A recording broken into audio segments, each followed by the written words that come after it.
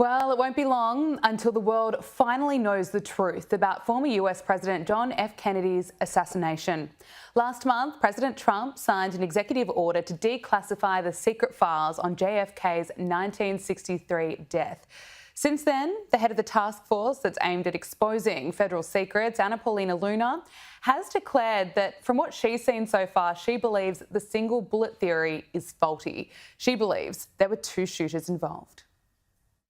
Our first investigation will be announced, but it's going to be covering on a thorough investigation into the John F. Kennedy assassination. And I can tell you, based on what I've been seeing so far, the initial hearing that was actually held here in Congress was actually faulty in the single bullet theory. I believe that there were two shooters, and we should be finding more information as we are able to gain access into the SCIF, hopefully before the files are actually released to the public.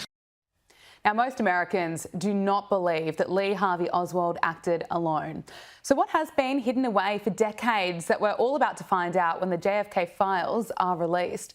James DiEugenio is considered one of the best writers and researchers in America on JFK's assassination. He's written multiple books on the subject, including co-author of the JFK Assassination Chokeholds, that prove there was a conspiracy, and he joins us on Power Hour now. James, thank you for joining us. We heard Anna Paulina Luna claim that she believes there were two shooters.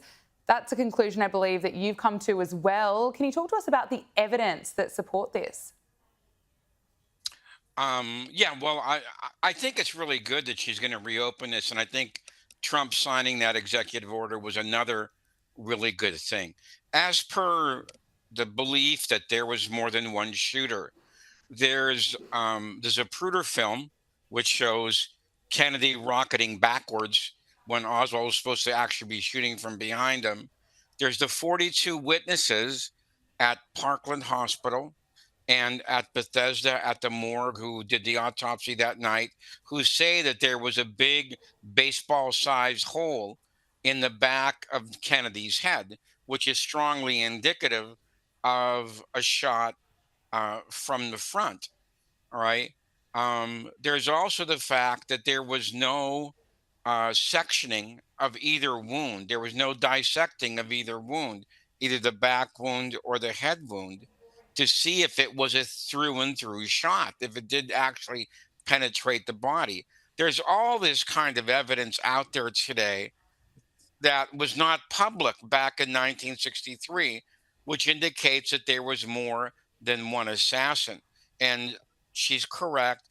The Warren Commission report was, to put it mildly, rather faulty. The Warren Commission determined in 1964 that Lee Harvey Oswald acted alone.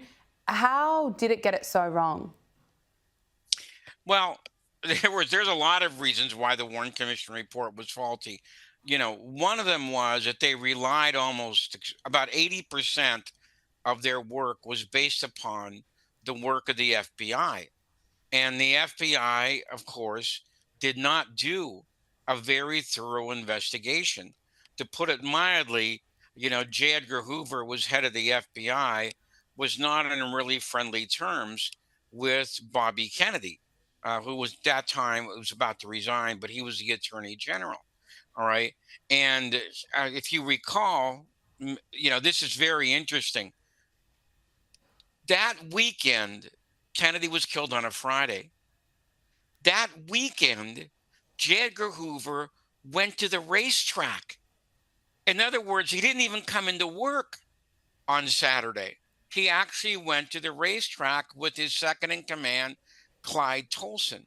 So it was not, again, I'm being mild. It was not a very thorough investigation by the FBI for a lot of different reasons. Why has some of these files been kept secret for so long? The FBI says it's discovered now 2,400 new documents related to JFK's assassination. What are you expecting from them? I'm really glad you brought this up, because those 2,400 documents that the FBI has just found, those were not even previously reported. Everything was supposed to be declassified by 94 to 98 by the review board. apparently they didn't even know about these documents. I think we're going to find out a lot more about Oswald in New Orleans. And I think we're going to learn something about Oswald's reported visit to Mexico City, which was about in late September, early October of 1963. All right. And he was, of course, in New Orleans that summer before going to Mexico City. Oswald was, to put it mildly, a very, very interesting character, which the Warren Commission never even scraped the surface of. All right. Most people today who have studied this case Mm. don't believe the Warren Commission verdict about him being a communist. All right. They think he was some kind of low level intelligence agent. What do you make of the assessments that are out there? There are a few that it was a foreign adversary, or the mafia, or the CIA. You know, seeing a lot of the theories that are exposed and all the research and investigating that you've done. What's your assessment of them? I think that the most logical conclusion today, and that which most people who have researched this case believe, that it was kind of like a triangular kind of a plot involving the Central Intelligence Agency at one point, the Cuban exiles at another point, and then when Oswald was not killed the day of the assassination, the CIA brought in its ally, that is organized crime, who they have been trying to knock off Castro before, and they brought in the mafia to go ahead and send Jack Ruby in to silence Oswald. Donald Trump promised that he would declassify the files during his first term, but he was visited by the CIA, I should say, the FBI, and was told by Mike Pompeo not to open them. Why do you think he delayed opening up the files? That's a very interesting question, because a week or so before, Trump had tweeted that I'm looking forward, to declassifying the last of the JFK documents. Then the very day he was supposed to do this, he's visited by the CIA and the FBI, and he backs out of it. Mm. Now, according to his talk with Andrew Napolitano, he said words of the effect that if they would have shown you what they showed me, you wouldn't have done it either. And Andrew said, "Who is they? And what was it they showed you?" Okay, And then Trump said, "Well, next time I talk to you, when there's not 15 people around, I'll tell you what that meant." So he's never explained exactly what it was. All right, that gave him pause. The implication is that it didn't look very good for the Warren Commission. But we don't really know that. But the fact that they both went in there on the last day and they warned him not to do it, I think that's a very, very revealing kind of situation. Yeah, it's interesting, isn't it? It just makes you wonder why the truth was covered up for so long. And do you think that trust will be restored in the government when these files are made public? Well, I'm sure you're aware of this. 65% of the public does not believe the official story on the JFK assassination. And a lot of social scientists believe that the lack of the belief in government today, which is very low, and the lack of the belief in the media, which is almost as low, a lot of them attribute this to the 1963, 1964 events. They trace the fall of the belief in government and the media because it began in 1964 when the Warren Commission report was first issued. And it was so vigorously defended by the mainstream media in the United States. And this includes CBS, NBC, and the New York Times. So hopefully we'll get some restoration of this when all these files are finally out there in the open, and perhaps when Representative Luna's investigation takes place in an open environment. One of the worst things about the Warren Commission is that it was all closed hearings. So this contributed to the cynicism Mm. about their verdict. It's interesting you bring up the media. I wanted to get your assessment on what role the mainstream media really played in covering up the truth, I suppose. Has it been frustrating for you hearing a narrative on repeat that's possibly not the truth? It's always been my belief that the main obstruction between the American public and the truth about the JFK case is what is termed today the mainstream media. Because from the very beginning, 1963 and 1964, the mainstream media was out there, okay, defending the Warren Commission verdict. To give you one very good example, in the fall of 1964, on the day the Warren Commission report was issued, both NBC and CBS broadcast shows endorsing its verdict. Now, Gabriella, the Warren Commission report is 888 pages long. How could you possibly read that many pages in one day and then report its contents without even referring to the evidence behind it? Because that wasn't released until a month later. And this is what I believe that has contributed to this air of cynicism about the media. They were reporting on something they couldn't fact check. It Mm. would be impossible to fact check it. It's interesting, you're expecting quite a bit from these files. Do you think there's, as you say, 65% of Americans don't believe that the Warren Commission got it right? Is there going to be much in here that's going to shock us? I wish I could say one way or the other, but since I'm supposed to be a responsible kind of a person, without reading this stuff, I can't really say that. Now, I do know people have gone down to Washington, like Andrew Eiler, okay, and a lawyer from Canada, and he told me that a lot of these closed files deal with Oswald in Mexico City. And let me add one last thing about this subject. The review board, which expired in 1998, made what is called a final determination on all the documents that they saw, which means that they all should have been declassified in October of 2017. If the agency made a final determination, that's what that means.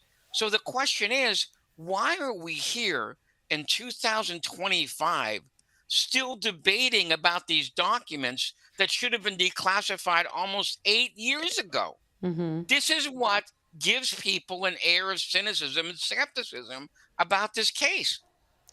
Absolutely. Look, when we do finally get the truth, what does this mean for RFK Jr., for the whole Kennedy family? Well, that's a very good question. Also, Bobby Kennedy Sr., okay, never believed the official story, and as his son Robert Kennedy Jr., he has never believed the official story Mm. about what happened to his uncle. And I think that when all this stuff comes out, finally, you know, the they're going to both be vindicated on this subject. All right. Also, I should say one other thing, and this isn't commonly known. John F. Kennedy Jr., JFK's only son, never believed the official story either. Okay. And according to an old girlfriend of his that doesn't like to talk about it, but she does write letters, one of his goals was to enter the political arena and try to find justice for what really happened to his father. Mm. Now, that's a very interesting story, which I believe is largely true, that very few people know about. Yeah, well, absolutely. It'll be really interesting to see what happens, and importantly for that family. The task force aimed at exposing federal secrets is also going to investigate the assassinations of RFK and MLK. It's also going to look at the Epstein client list, the origins of COVID-19, UFOs, the 9/11 files. There's so much that we're going to learn about. What are you expecting from these other cases? I I thought that was really interesting. There's such a thing as picking up too much that you can carry. That's a lot of very serious cases for one committee to go into. Can you possibly do justice? I think it's 7 or 8 cases to all those things, but if they do, and if they do find that something is faulty every place, well, then this really gives questions about the mainstream media, and also our American historians who seem to have been afraid to go into all the details about all of these cases, which the MLK, RFK, and JFK cases were really instrumental in what happened to America in the 60s. There would have been no Vietnam War if those three men had lived, which means about 58,000 Americans would be alive today and about 3 million Vietnamese. So there's a whole change, a shift in the historical focus if those three people were killed by conspiracies. Where we are today in 2025, we are finally getting some truth, more transparency. Do you have faith going forward about the government in the US? Do you expect there could be other instances being covered up in the future? Well, if it depends a lot on this congressional committee. If these things are done in the open, and if they're done with the best information that we have, and the committee members are really honest about their job, I think it might have a significant impact, going forward. And I think it'll be interesting to watch this. And Gabrielle, I think one thing to look for is how much pressure from the outside is put on this committee, because the MSM has a lot to lose if she comes out of the gate really swinging strong. Okay, their credibility is going to be on the line. So that will be a very interesting tell about how that committee is going to deal with the pressures from the outside. They really don't want this to happen. James DiEugenio, thank you so much for your time. How can we stay up to date with your work? Okay, I'm at kennedysandking.com. That's my website. And I have a Substack under my name also. So that's how you can read the most current information in this case. Thank you very much for having me on. Really appreciate you coming on the program. We'll speak to you again soon. Okay, bye-bye. Thanks, James.